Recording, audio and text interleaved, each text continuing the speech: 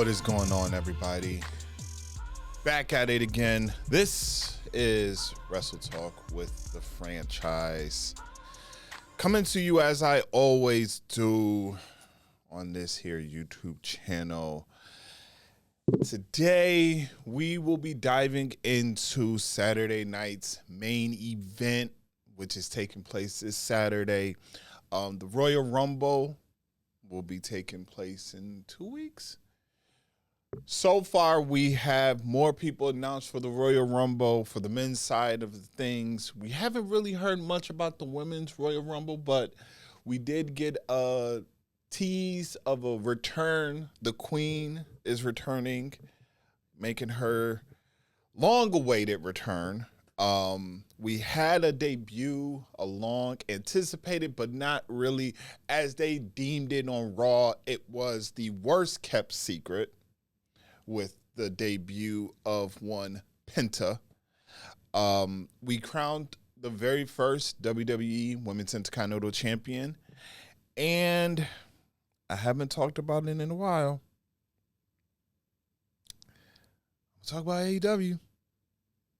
Talk about AEW because they have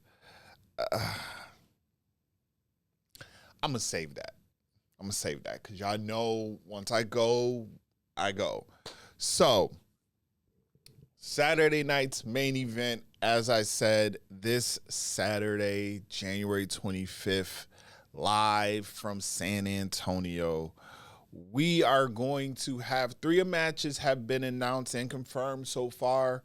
Hopefully we get something else, another match, because 3 matches doesn't really seem fitting. I think last one it was 4, but we do have the monster amongst men, Braun Strowman, will be going up against the Samoan Werewolf. I talked about it a couple weeks back.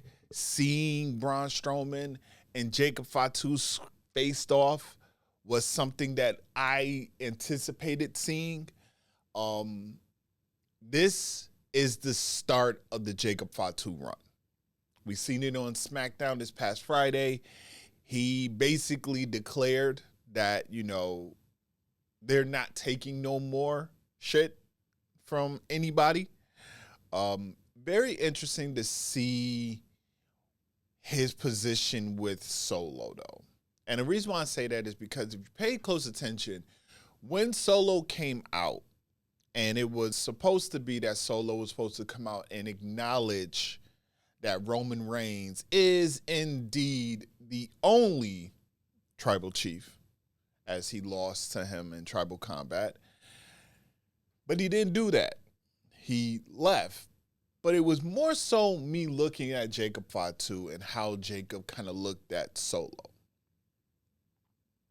Now, a lot of us are thinking and under this impression that Solo is going to get the same treatment that he gave to Jimmy and gave to Paul when he brought Tama Tonga and Tonga Loa and Jacob Fatu to the bloodline. I would like to see it because we will then probably see them say, especially Paul Heyman, this is why we did not want them to be here, because of their wildness. I can see Jacob, Tama Tonga, and Tonga Loa being a new version of the Samoan SWAT team, where they are wild, out of control, and unhinged. Like, they are just running amok. And I can see a situation where, now thinking about it, even though I don't think that this would happen, but I wouldn't mind seeing it, is seeing, let's say, Jacob, Tama Tonga, Tonga Loa. And the reason why I don't see it now is because obviously we know Tonga Loa is out with a torn bicep, I believe it was. But I would have loved to see the 3 of them attack Solo Sikoa, and this brings Jimmy and Jay into the fold because that's their little brother and they have to protect their little brother. And we get the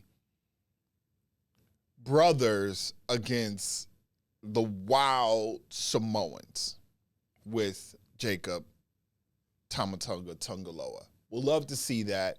Maybe we'll see that sometime in the foreseeable future.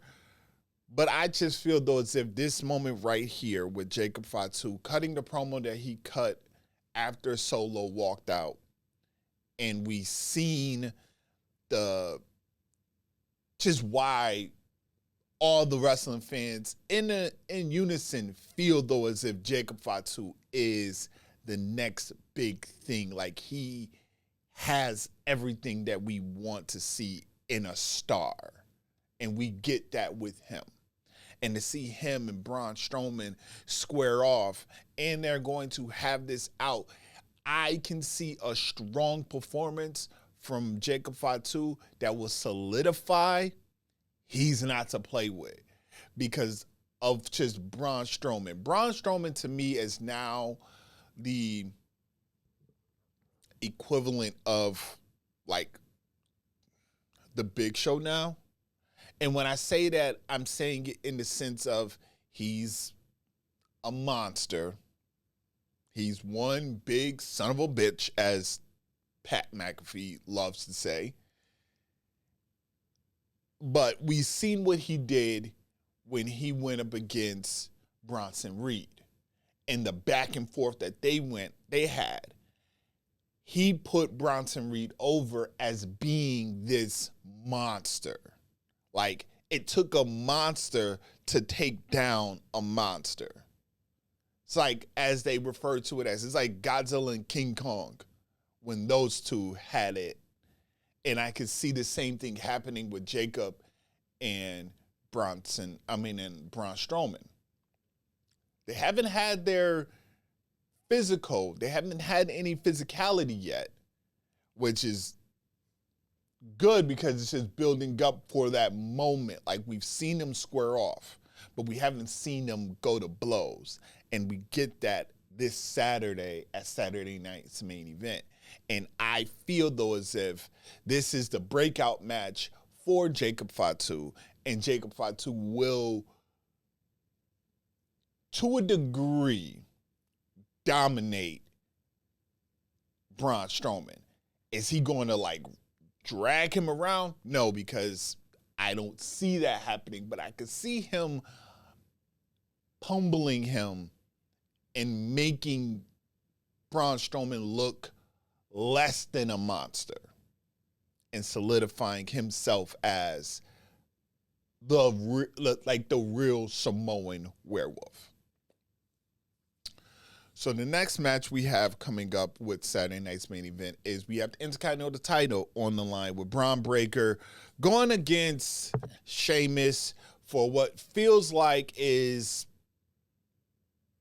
the 11,000th time that we've seen it. But I don't mind seeing these two in the ring. They have great chemistry in the ring. I'm all for this particular match, but I don't see Sheamus winning the Intercontinental title. Not at Saturday night's main event. Now, they could do that, but then it goes to what I said the WWE is not really doing. I said that last week, I believe, where I said that they're not big on hot potatoing the titles anymore. They care more about how many days you're holding the title rather than how many times you've won the title. And I think if you get Braun Breaker to drop the Intercontinental title again after winning it maybe 3 months ago,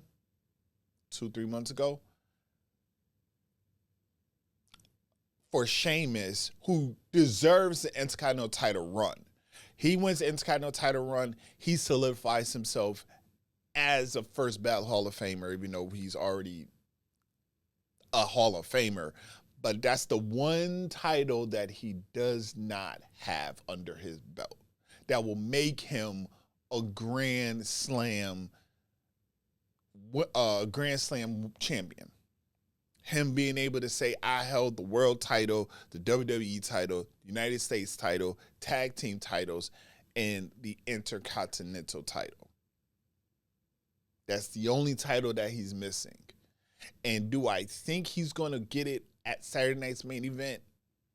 I don't, but I won't be surprised if he does. But I'm going with Braun Breaker because, like I said, I feel like longevity matters to them more than how many times you are Intercontinental or how many times you are a champion. Now, what I feel might be the main event was announced on Raw.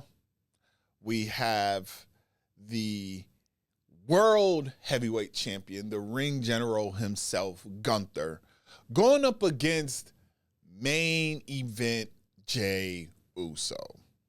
Now, before the ban of TikTok, in the wrestling TikTok world, they were talking about the idea of Jey Uso actually winning the world title. They were also saying that if you notice, all of Gunther's matches are great matches, but Gunther seems to not have that edge. Like, he's not confident in himself anymore. I don't know if it was the loss at Crown Jewel to Cody for the Crown Jewel title. I don't know if it was just the fact that it seems so as if most of his matches now, the opponents can slightly seem to have that upper hand on him. And I've always said with Gunther, he has this switch that he hits where he just gets tired and says, you know what? I'm sick of this. I'm sick of you. I'm taking you out. Fuck you. Have a good night. And that's exactly what he does. We've seen it. He hits that clothesline. He hits that power bomb. He's done. It's like he gets fed up with you. I feel like this may be a situation where Jey Uso has the ability to almost, like he is a count away from winning that world title. And I feel like Solo Sikoa is going to do something to screw him out of that title. I do. I don't think that Solo is going to allow anybody from the OG bloodline to have any success moving forward with him losing Tribal Combat, for him losing the Ulafala. I don't see him in any position being like, okay, yeah, I'm going to allow y'all to win this or that. I don't see that happening. I see Jacob, Solo, and Tama Tonga, or maybe just Solo Sikoa destroying Jey Uso and costing Jey Uso the world title. That's it for the Saturday night main event. Like I said, I'm hoping that we get more, at least one more title, at least one more match announced for that show, because it just feels kind of, I don't want to say this is a rush pay-per-view, or it's not even a pay-per-view, it's a special. But I feel like with the delay, you know, we're supposed to, Rumble should have been on the 25th, but obviously we know it is 2 weeks from now, February 1st, if I'm correct. I believe it is February 1st. Yes, February 1st. So in 2 weeks, yes, we will get the Royal Rumble. Like I said, when they announced that the Royal Rumble was going to be in February, it was kind of threw me off, and I was like, damn, like, so we're not going to have a premium live from November till February. That's kind of a stretch, but you insert Saturday Night Main Event in December and you insert another one in January, kind of to give us our premium live fix, if you want to say. But speaking of the Royal Rumble, more people have been announced for the Royal Rumble. As we know, the Tribal Chief and John Cena announced their entries into the Royal Rumble. This past Monday, we had CM Punk, Seth Rollins, and Drew McIntyre announce their entries into the Royal Rumble. And on Friday, we had Rey Mysterio announce his entry into the Royal Rumble. So far, I mean, you got Roman Reigns, John Cena, CM Punk, Seth Rollins, Drew McIntyre, Rey Mysterio. You have one Hall of Famer and all other first ballot Hall of Famers in this Royal Rumble. It looks like it's gonna be this may go down as the greatest Royal Rumble of all time. Just with those names alone, I can see this potentially being one of the best Royal Rumbles of all time. The women have not announced their Royal Rumble yet, but Friday night, we did see the video package of the Queen herself, Charlotte Flair. So it looks though as if they're gearing up for the return of Charlotte Flair, and it was on SmackDown, so we know it appears that she will be staying on SmackDown. And as I've said before, and I will say it again, Charlotte Flair, Tiffany Stratton, WrestleMania, book it. That's happening. That is happening. And Tiffany Stratton, in my opinion, needs to win. Charlotte doesn't need this match. She doesn't need this title. Charlotte Flair is solidified as, I know I've said within the four horsewomen, Sasha Banks, Mercedes Moné was my first, then Bayley, then Charlotte, then Becky.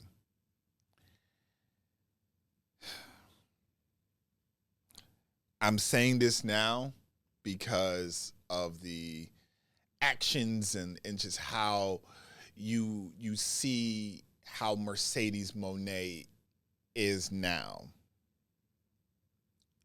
Charlotte Flair is the best.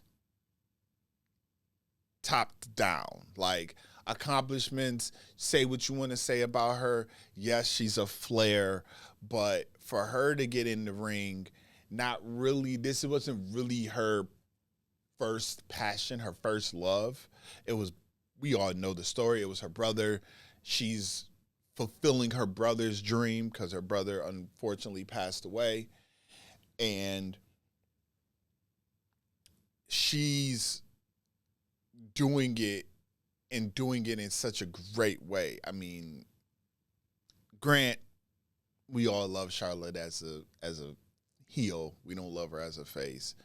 But for her to come in, and I think her and Tiffany Stratton, or her and this new crop of talent, because when she was last seen, she was feuding with Damage Control, the old regime of Damage Control, when it was Bayley and Asuka and Io, and I don't think Kyrie was there yet.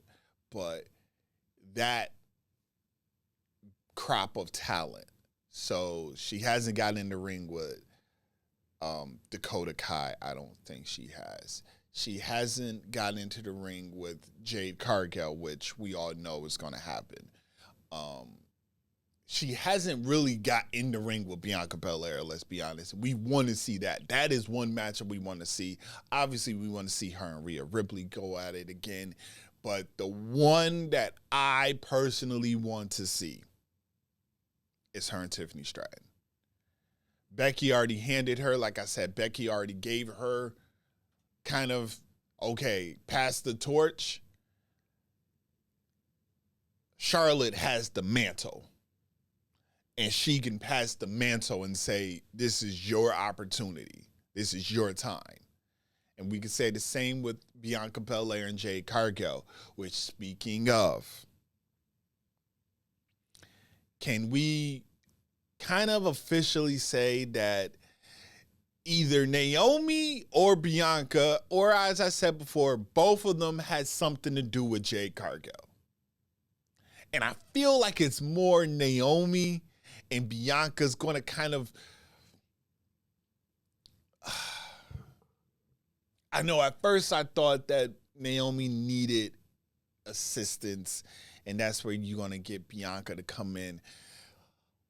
But I don't know, because the way they keep painting the picture, we've seen it on SmackDown, it was Naomi going to Nick Aldis to see what the stat, like, did you find out anything? And Naomi was like, still nothing. Now, I can see a situation where Bianca may go to Nick Aldis and ask Nick and say, like, you know, Naomi came to ask you about something, and we're starting to hear that Nick Aldis is like, Naomi didn't come to me about anything. And then you start to, if that happens, then you start to know, okay, Naomi did this. Okay. I wouldn't want to see that, because then it's just writing on the wall that, okay, we know who did it. But it was the tweet moments after they showed it on Twitter. And Jade Cargill just asked one simple question. You sure? And that one tweet, we've seen the previous tweet where she's sitting outside of what looks like, I don't know, there was a cage fence behind her, and she was like, looked like she was covered in blood. It was that tweet, and then we obviously see the "you sure" tweet. So Jade Cargill is returning relatively soon. I can possibly see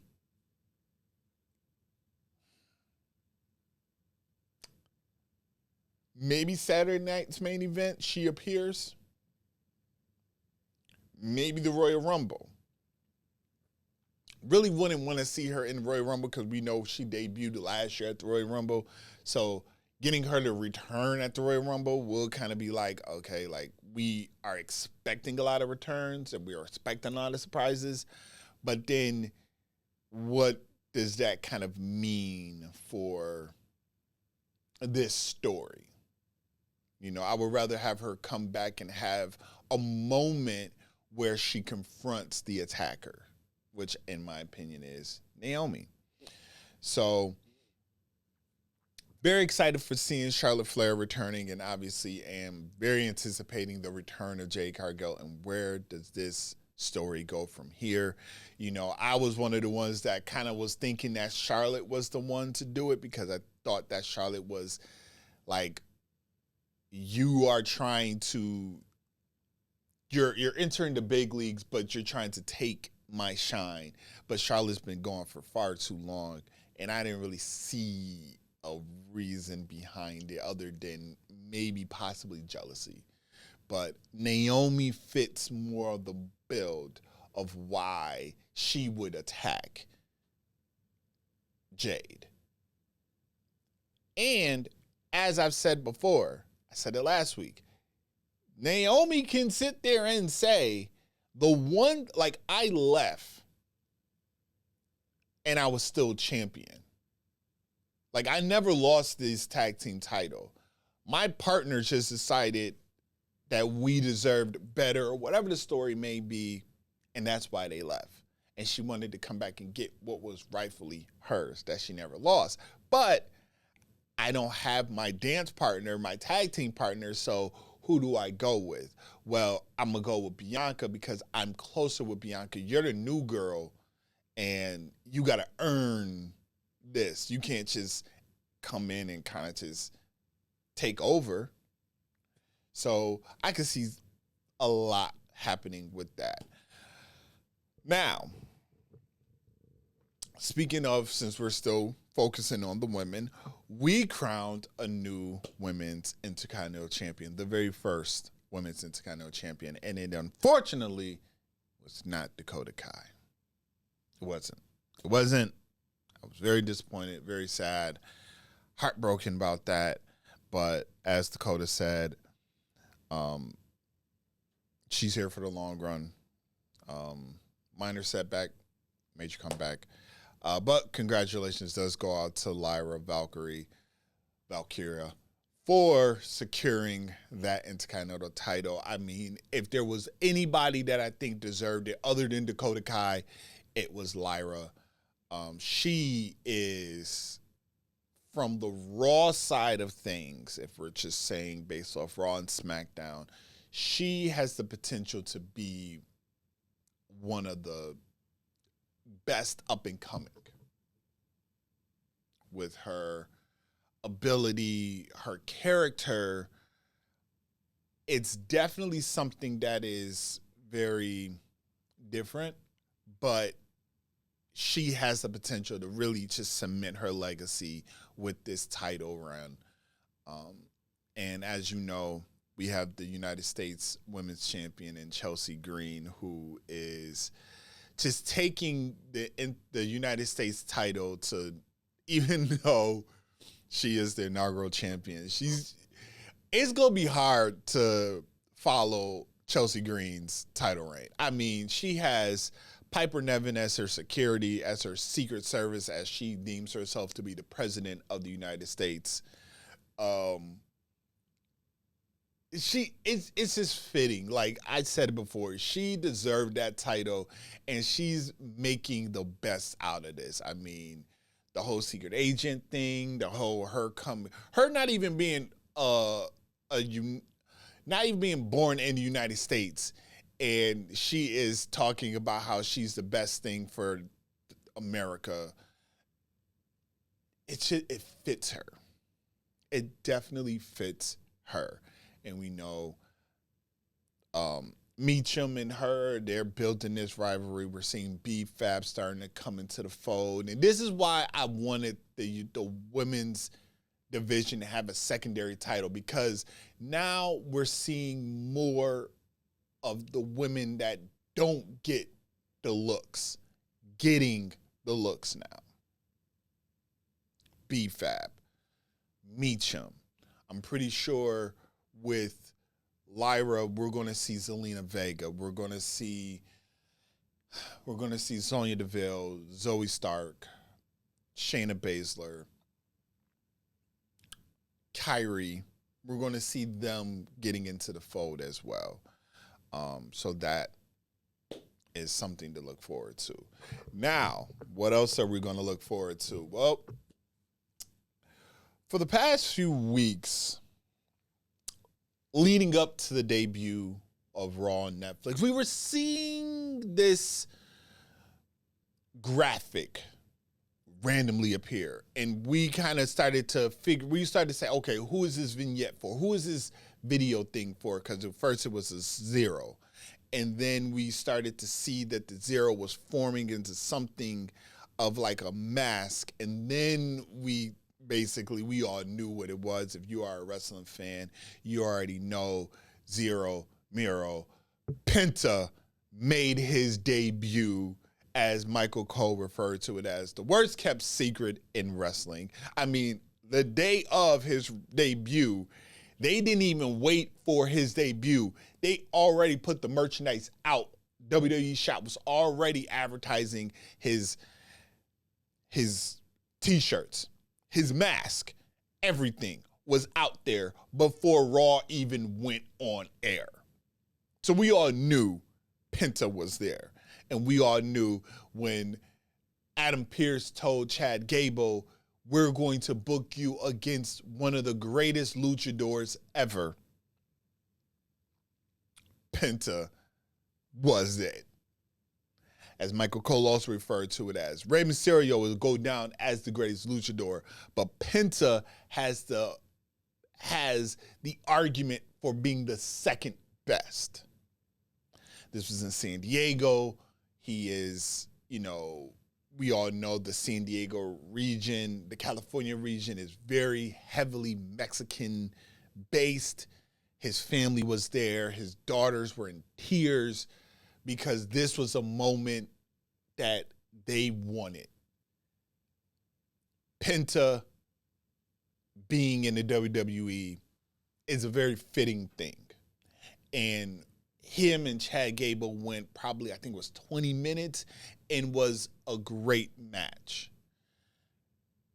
There is some work that Penta has to do. We all know that because Penta's coming from a place where he wasn't really taught the fundamentals. Taught, okay, you have to sell your moves. You have to sell your knee injury. You have to sell this stuff. And he did go a little overkill in one of his selling moments. But great to see that Penta's in the WWE. Because where he went, where he was, we all know he was in AEW with him and his brother Ray Phoenix, who free Ray Phoenix because he needs to get up out of there. We all know the situation there. He is being what some may seem, or some may say, being held prisoner. And I believe Ray Phoenix even had this picture that he posted on his Twitter, but then took it down, where he's being held captive. Now, we all know that Tony Khan put that he has to make up for injury time because he was out.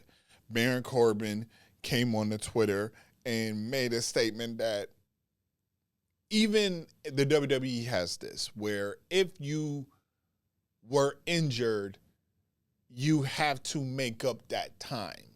So they add to your contract. They add the days that you missed due to injury. They add that to your contract. So we see that. But let's be honest.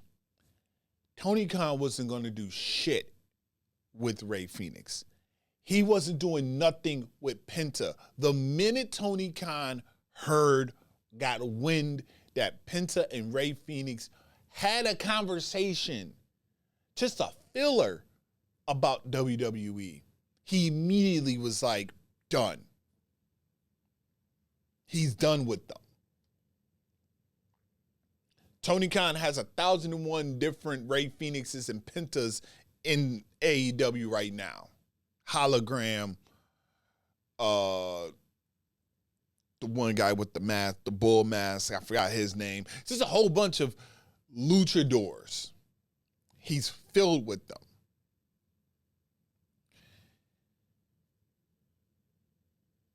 We're seeing that a lot of the AEW talent is looking to leave. The biggest name right now looking to leave is Malachi Black. Aleister Black, for those that don't watch AEW and was like, who's Malachi Black, but watch WWE and know who Aleister Black is. It's Malachi. He just happened to change his name back to Malachi. But he's looking to return to the WWE. His contract is coming up shortly. I believe they said end of February, beginning of March, his contract will be ending.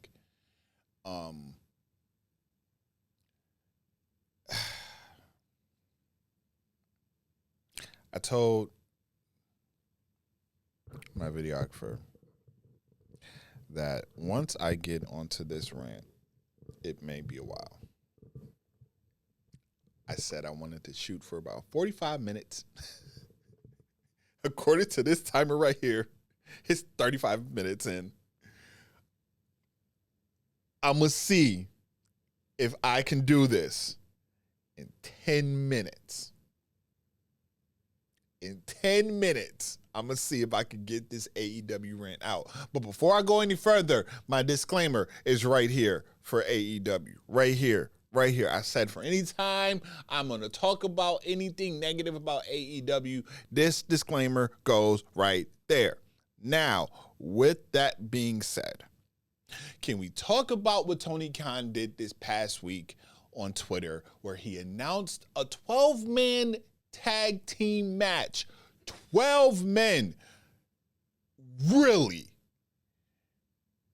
where you had the Death Riders, which I think universally everyone can say the Death Riders story is garbage now.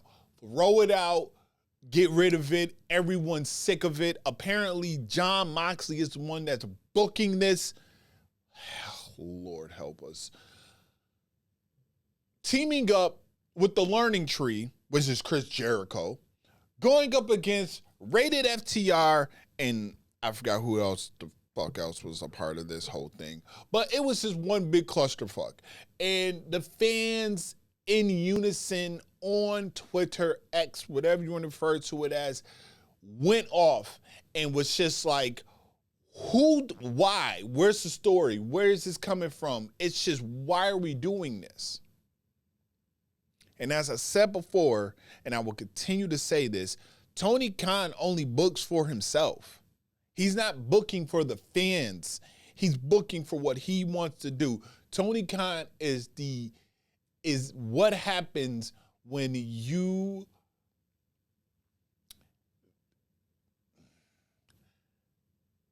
during Tony Khan growing up, he was in the chat rooms, the wrestling boards, all this stuff. And he would be booking, dream booking matches and all this stuff. This is what we used to do when I was playing, I don't know, WrestleMania 2000, No Mercy, SmackDown. You had that mode where you are creating pay-per-views. You're creating stories. Now they've done it with the MyGM mode on 2K. But this is what we do. Okay, we sit there and we're basically like, okay, this is what we're doing with GM. We see it with Up, Down, Down, Xavier Woods and Tyler Breeze sit there and have a whole channel dedicated to just booking on 2K. Like, this is what they do. They book the matches. They figure out all this stuff.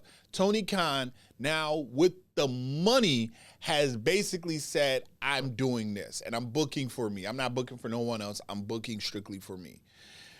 And we're seeing it play itself out. And we also know that Tony Khan is not a booker. Hell no. He needs writers. JD, 2 years ago, it floated on Twitter this past weekend that 2 years ago, JD was stating that Tony Khan needs to be hands off, hire writers, hire people to write these stories for you, and then you have the final say. Tweak a little bit, yes, no, whatever. Because before Triple H got into the position that he's in right now, before Paul Levesque got to where he is right now, we started to see what he could possibly do. As JD said, we haven't even seen the teeth of the dragon yet. That was 2 years ago. Guess what? We've seen all the teeth, the fangs, the claws. The dragon is here. Triple H is in full control of the WWE, and we are seeing what he is doing. He is booking long-term booking. Paul Heyman on the Logan Paul podcast, which if you haven't seen it, go check it out, because I tell you this much, a master at this game. I wish one day to meet Paul Heyman. But he said the difference, one of the main differences between Vince McMahon and Paul Levesque, Triple H, is Triple H believes in collaboration. He believes in working with the talent. If the talent has an idea, Triple H will listen to that idea. He won't shoot it down. He will work because he's thinking, let's go long-term book. Let's go. What is the long term of this? As Paul Heyman said as they were closing, one of the producers asked, how would you book Logan Paul for WrestleMania 41? And he said, see, that's the problem. I'm not thinking of just 41. I'm thinking of 42. I'm thinking of 43. I'm booking you 18 months in advance. That's what I'm going to do. Because if I just book you for 41,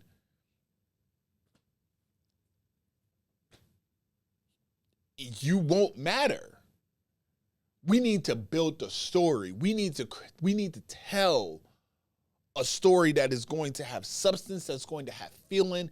This is why we as wrestling fans love this shit, because we get invested into the story. We get invested into the characters that they are portraying. Want to know why everybody loves Roman? Because everyone feels like they could, like, when Roman comes out, and I swear I didn't mean to go on a Roman rant, but when Roman comes out and he just has that confidence and he says that, like, I'm the tribal chief, play his music. Play his old head of the table and then play his greatness one. Just play it. Put your iPad, put your AirPods on, put your headphones on, Beats, whatever headphones you have, put that on and just walk outside. For some reason, I guarantee you, you're going to have this sense of, like, I'm the shit. Like, as Paul Heyman said before, when Paul Heyman walks out as if he has these broad shoulders, and I'm not going to say what else he said because it's very, it's not PG, but he walks around like he's the man. That's the bravado that he has. That's what you get when you're telling these stories, when you're invested into these characters. You feel like, yeah, I can be like that. You know, you look at AEW, there's no one in AEW, not even MJF anymore, has that bravado anymore, because what's MJF doing right now? He's feuding. I'm not going to hit my moment. He's feuding with Jeff Jarrett. Jeff Jarrett, out of all people, who is in his 50s, I want to say, maybe older than 50, but he is looking to have the John Cena run because John Cena is having his run in the WWE. So they're like, oh, well, let's have Jeff Jarrett do his final run, his retirement tour. For what? I said it last week. If John Cena was to win the world title, let him win it the last day of the year and then enter 2026. The title is vacated and we have the Royal Rumble for the third time ever. The championship is on the line at the Royal Rumble. That's how you do it. I guarantee you, I swear to you, I thought it was Adam Copeland, or Cope now, and Christian Cage that was going to be fighting for the world title, but we have Jeff Jarrett fighting for the world title. But AEW is supposed to be where the stars are born, where real wrestling takes place. Yet you have a man in his 50s looking to be world champion. You have Cope, who is still looking to fight for the world title. Christian Cage is still walking around with a brief, I won't even call it a briefcase, but a contract in his hand so he can possibly win the world title. And then you have Bobby Lashley looking to not put over one of your biggest stars in your program.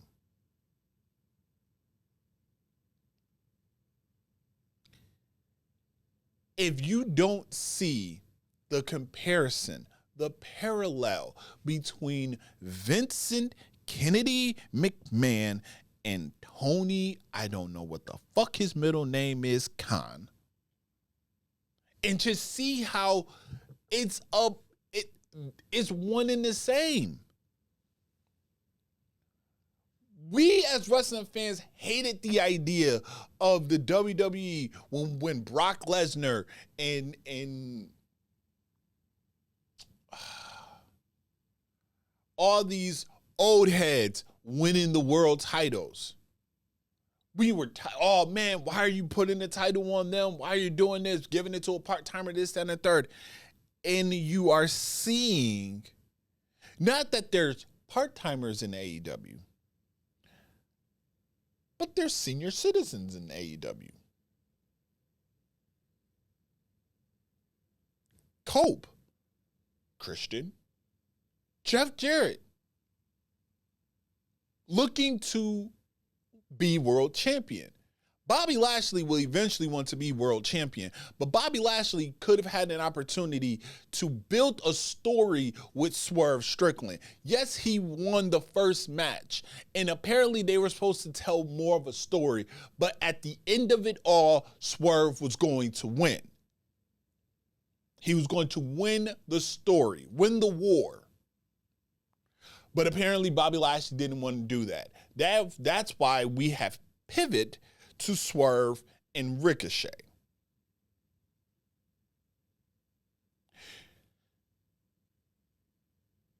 I feel like that is a Vince McMahon move. I feel like Vince would want not for the younger talent to get over. Let's keep the old guard. Let's keep them still going. But how can you thrive in a company that is not lifting up your talent? Look at what WWE is doing now. They're allowing their talent to thrive. Old and new. Notice the older guys, the Roman Reigns of the world, if you want to even say The Rock, they are attractions. They show up on big stages. They're letting the younger talent have their time to shine because their legacy is already cemented. They don't need to do anything else.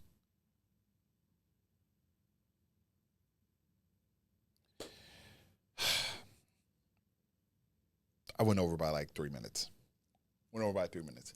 So, before I wrap up, let's also talk about another thing that WWE is going to teach AEW about, and that's partnership, the Forbidden Door.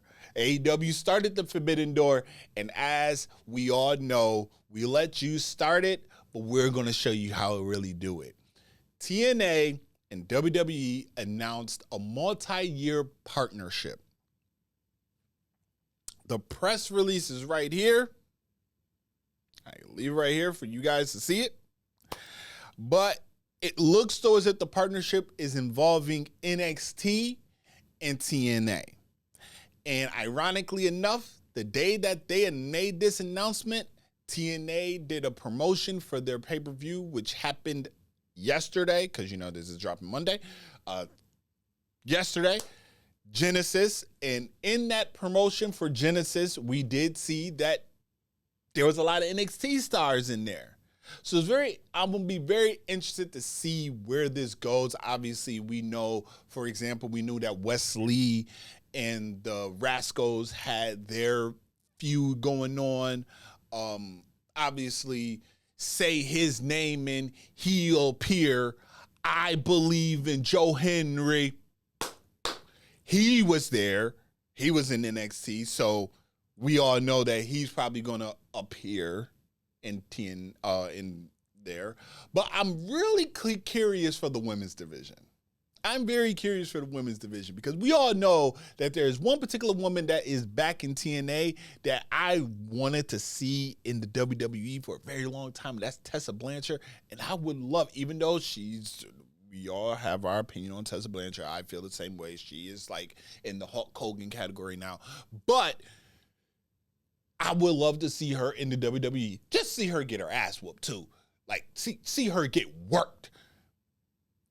Prodigy, Roxanne Perez, Julia, Stephanie Valkyrie, Kalani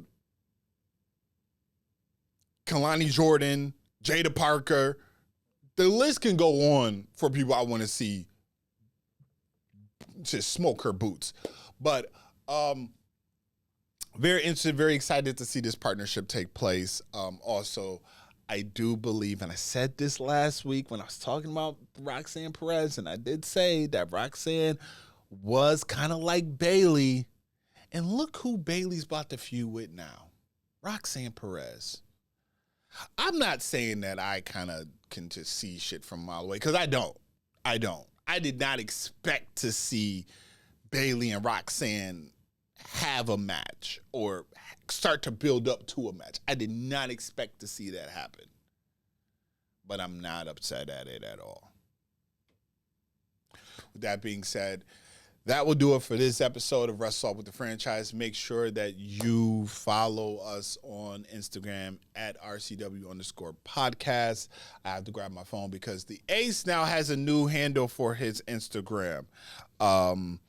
His new handle for his Instagram is still RCW_Ace, but it is the Takedown Wrestling Show. You go there right now, you can be able to keep up to date with all the stuff that he has going on. I would say follow us on TikTok, but we're banned from TikTok now.